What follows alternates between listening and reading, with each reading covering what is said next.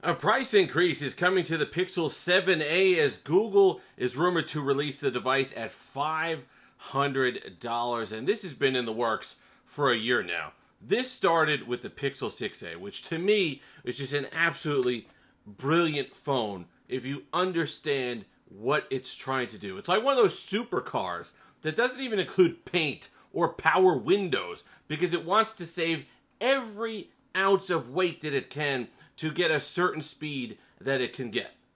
The same thing with the Pixel 6a. They took out everything that they could that was absolutely non-essential to get you the speed and the performance that they could at a certain price point. And if you understand that, then this becomes one of the best deals in technology, and still is when you could get it for $299. But then came the MKBHD review. And I don't want to get on any other creator and any other reviewer because it is tough enough. I can't even imagine what it's like for him when your opinions are going out there for millions of people to criticize. But when he said that thing about 60 hertz on the 60 hertz display on the Pixel 6a, every moron on the planet grabbed onto that and absolutely bashed this phone. And every other tech reviewer, myself included, had to deal with these comments for 2 months on every video about the Pixel 6a, talking about how it only had a 60 hertz display and it wasn't worth your money. And that was the stupidest comment that you could possibly make last year on any device.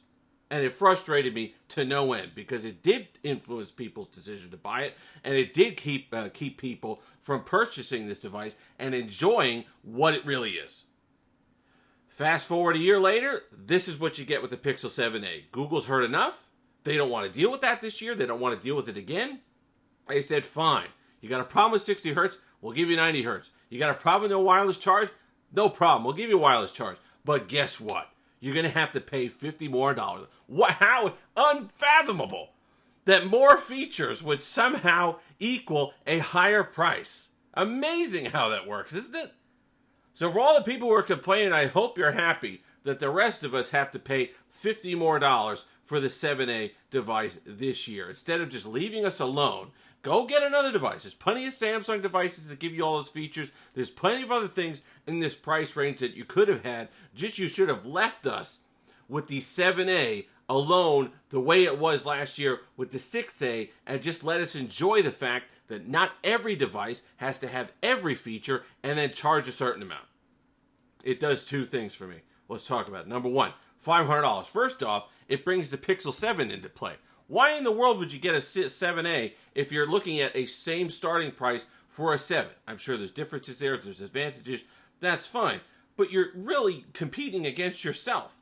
And then you look at the entire Google lineup, you're going to have their entire lineup of current gen phones all starting within $250 of each other.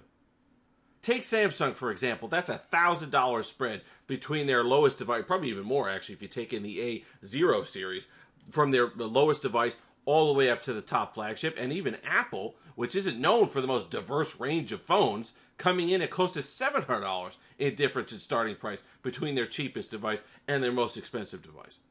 Really just no product differentiation on the Google side of things.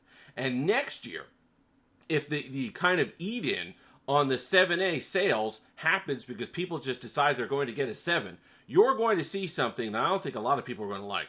You're going to see Google do things to make the products different enough to justify different price ranges. So either, number one, they're going to nerf down the 8a significantly. They're going to not give us the flagship power and performance that we're used to. They're going to start taking things away in order to justify an even cheaper price point that would give it more separation between the Pixel 8 and the 8a. Or they're going to add features to the 8. They're going to pump up the price of that to create more difference between the two devices. They're not just going to let this keep going on. It was enough of a discussion last year between the 6 and the 6a. I can't even imagine what the competition is going to be like this year between the 7 and the 7a when the 7a starts at $500. The other thing it does is that it knocks it out of the affordable range for a lot of people that should be getting this device. $50, you might say, oh, $50, that's not a huge deal. What are you talking about, $50? It makes the difference. It has to stop somewhere for people. Whether it's $400, $450, $500, at some point they say, you know what, it's just not worth it to me. I'm going to look elsewhere. I'm going to get an older flagship.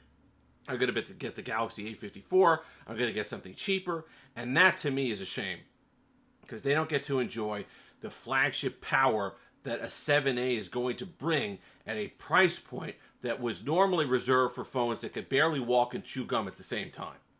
Phones that, you know what, they'd give you a flashy feature or two, but they really weren't nearly as competent as last year's Pixel 6a, which is fantastic.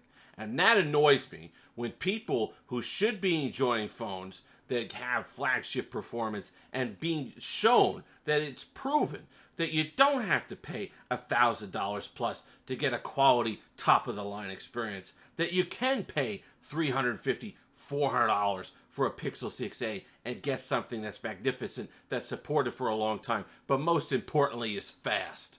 I don't like gatekeeping fast. I don't like taking fast out of the hands of kids or people who can't afford a more expensive phone. The phones that are provided basically open up the world to people. And having something that was in that price range that could show people what devices can do, to me, was important. And the fact that that's taken away a little bit this year by a bunch of snobs who are used to having $1,000 phones and $1,000 features and all the rest of it annoys me. And this is what you get when you listen to YouTubers and reviewers and all the rest of it. You get a phone that's a compromised phone, that a phone that they just didn't want to hear the criticism, so you know what, we're going to throw them this, but guess what? Everybody else has got to suffer because we're charging you $50 more. Because a bunch of idiots couldn't wrap their heads around the fact that it didn't have a 90 hertz display.